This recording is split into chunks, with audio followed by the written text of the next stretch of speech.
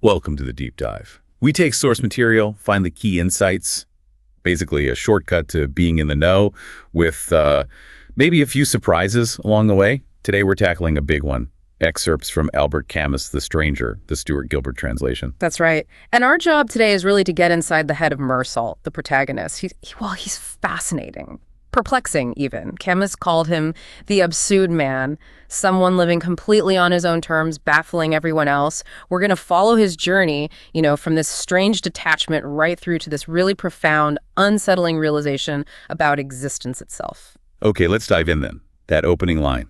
It's unforgettable, isn't it? Mother died today, or maybe yesterday, I can't be sure. That sets a tone immediately. What really jumps out at you about how he reacts, or maybe doesn't react, right around his mother's death and the funeral? Well, it's less about no feeling and more about, an unconventional focus, maybe. He's all about the practicalities, getting time off work, And he notices physical things, being tired from the bus, the intense heat. He clocks all these external details. The warden's medal, the doorkeeper's eyes, this gaudy scarf on the nurse. He even admits, quite bluntly, he didn't visit his mother much that last year. Why? Because it meant giving up his Sunday. That tells you a lot right there. Almost like a detached observer of his own life. So can you give us some specific examples from the funeral, the things that really show this difference? Oh, definitely. Like when the doorkeeper asks if he wants to see his mother, open the coffin, Meursault says no. And when asked why, he gets rather embarrassed and just says, well, really, I couldn't say. And then the fact he smokes a cigarette right there. Drinks coffee the doorkeeper brings him. During the vigil, it's jarring, isn't it? Totally. It goes against every expectation. Exactly. He notes the old women watching him, feeling like they're judging him. But then he finds the doorkeeper's chatter about Paris and burials rather interesting. And after it's all over, his main thought is this thrill of pleasure about getting home and sleeping for 12 hours straight. Not grief, but relief almost. It's a different way of processing, to say the least. So then he just slides back into his life, encounters Marie, Raymond, old Salamano. Yeah. How does he handle those connections? Still that same detachment? Absolutely. It's this passive acceptance that's so striking. Like with Marie, he enjoys being with her, the swimming, the physical side. But when she asks point blank, do you love me? He says the question has no meaning really, but, well, he supposed he didn't. Wow. Even agreeing to marry her just because she was keen on it. It's incredibly passive for such a huge decision. It is, and it raises that question, doesn't it? What does that passivity mean compared to how most of us actively chase happiness or meaning in relationships? Yeah, and how does that kind of passive stance, especially in really personal stuff, just push him further away from what society expects? Well, look at Raymond. Meursault agrees to write this nasty letter for him. Why? As I had no reason not to satisfy him. Simple as that. He agrees to be a witness for Raymond later, even though he doesn't really know what he's supposed to say. Raymond asks, are we pals? Meursault thinks, doesn't matter, but Raymond seems keen, so he just nods and says yes. No strong feelings either way. Pretty much. Same with Salamano and his poor old dog. Meursault sees the cruelty, but isn't disgusted when asked. And when the dog disappears, Salamano is heartbroken, weeping, calling him his companion, Meursault.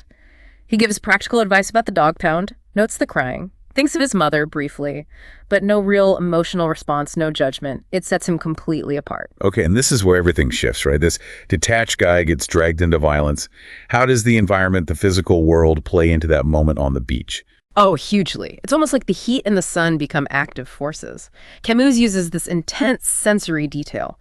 Earlier that Sunday, Meursault says, the glare of the morning sun hit me in the eyes like a clenched fist. That's pretty violent imagery already. Then on the beach, the light is almost vertical, the glare off the water seared one's eyes, the sand hot as fire.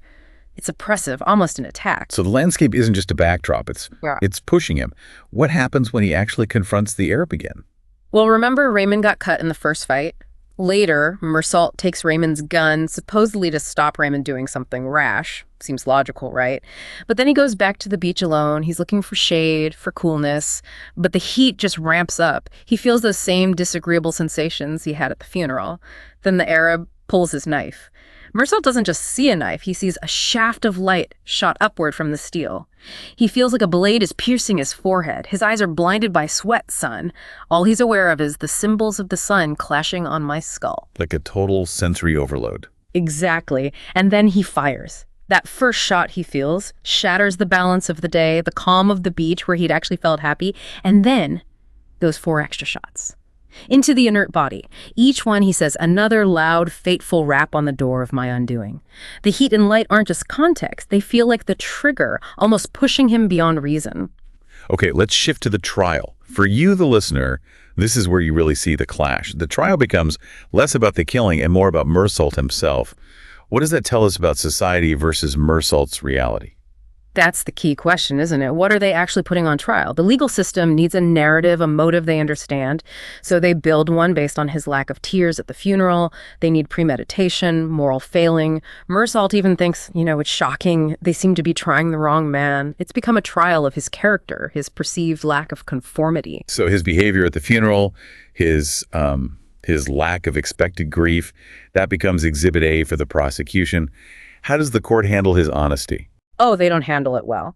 His own lawyer is greatly perturbed by how blunt Meursault is. Meursault just explains he was tired, only half awake at the funeral, didn't really register everything. But the warden, the doorkeeper, they testify about his calmness, him not wanting to see the body, the coffee, the cigarette. And the prosecutor just hammers on this, calling it heartlessness. Meursault himself feels the courtroom's anger. He admits he understood that I was guilty when the doorkeeper testified. Not guilty of murder, maybe, but guilty of being different. Even the magistrate weighs in. Yeah, the examining magistrate calls his soul case-hardened, points out that other criminals cry when shown a crucifix, but Meursault doesn't react. His nature itself is presented as incriminating. And the prosecutor basically links the funeral directly to the murder, calls him a monster. What's the argument there? Explicitly. They argue his callousness at the funeral proves he was already a criminal at heart. It's presented as a straight line.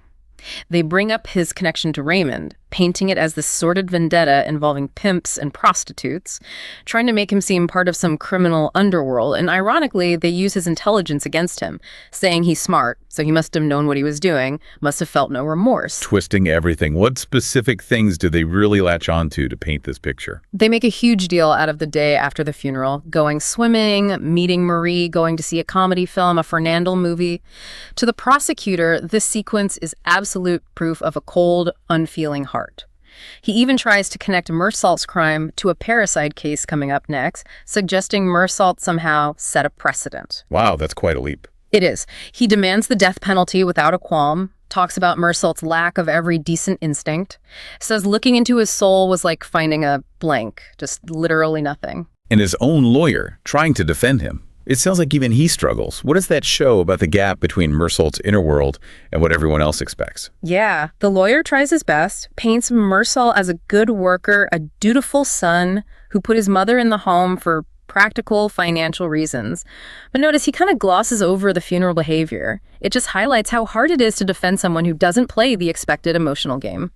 Meursault himself feels completely detached from the courtroom, calls it tedious proceedings. His mind wanders, gets blurred. It's like they're operating in different realities. And when he does try to explain. Right. His reason, because of the son, just sounds nonsensical. People in the court laugh. He realizes he doesn't feel much regret, but he also gets that in this setting, he has no right to show positive feelings or intentions.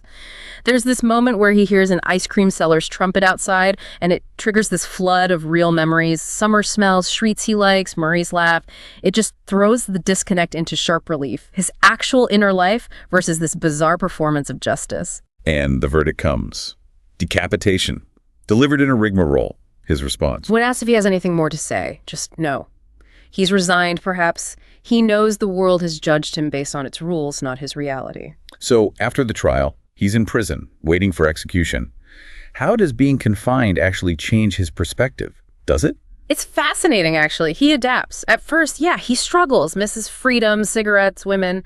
But then he finds ways to cope, to kill time as he starts using his memory, recalling every tiny detail of his old room, hours spent just listing furniture. He figures you could live 100 years in prison if you had enough memories. It's this forced introspection, It pushes him to confront these huge questions about life, meaning, and he comes to this realization, in the long run, one gets used to anything. It's a strange kind of resilience. Finds a weird kind of peace, almost, even there. Kind of, yeah. He sleeps 16, 18 hours a day. He reads this old newspaper scrap about a man killed by his own family who didn't recognize him.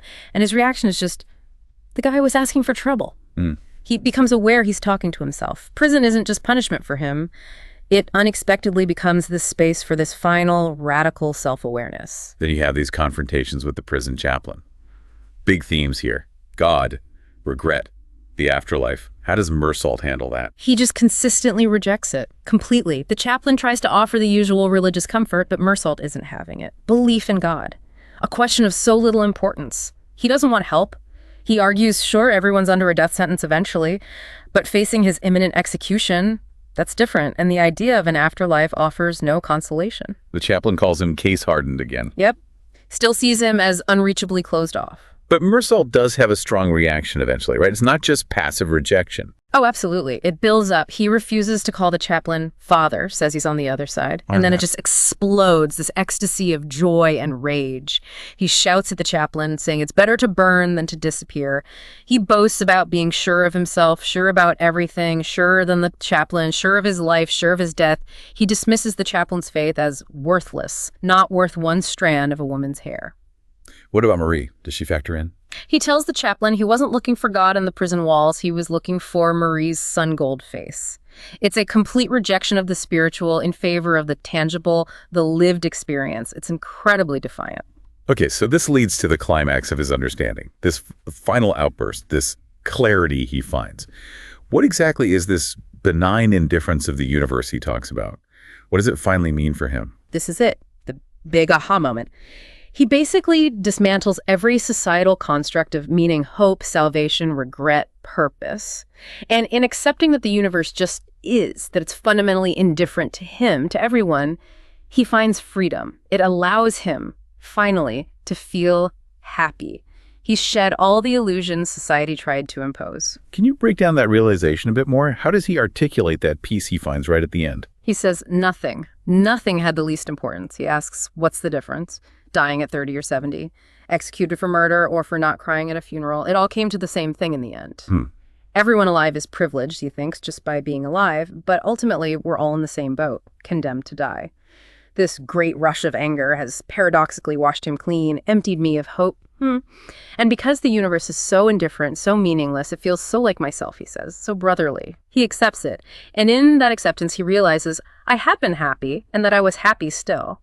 It's about embracing life purely for what it is, without needing external validation or meaning. Which brings us to that final chilling wish. He hopes for howls of execration at his execution. What are we supposed to make of that? It's such a powerful, disturbing ending. Well, connecting it back, it feels like the ultimate confirmation of his authenticity, right? He's not looking for pity or understanding anymore. He wants the hate, the condemnation, because that confirms his separation from the world that judged him unfairly. It's his final act of defiance, embracing his otherness, being utterly true to his own experience, even if that experience is incomprehensible or monstrous to others. It seals his absurd freedom. Wow, this deep dive into the stranger.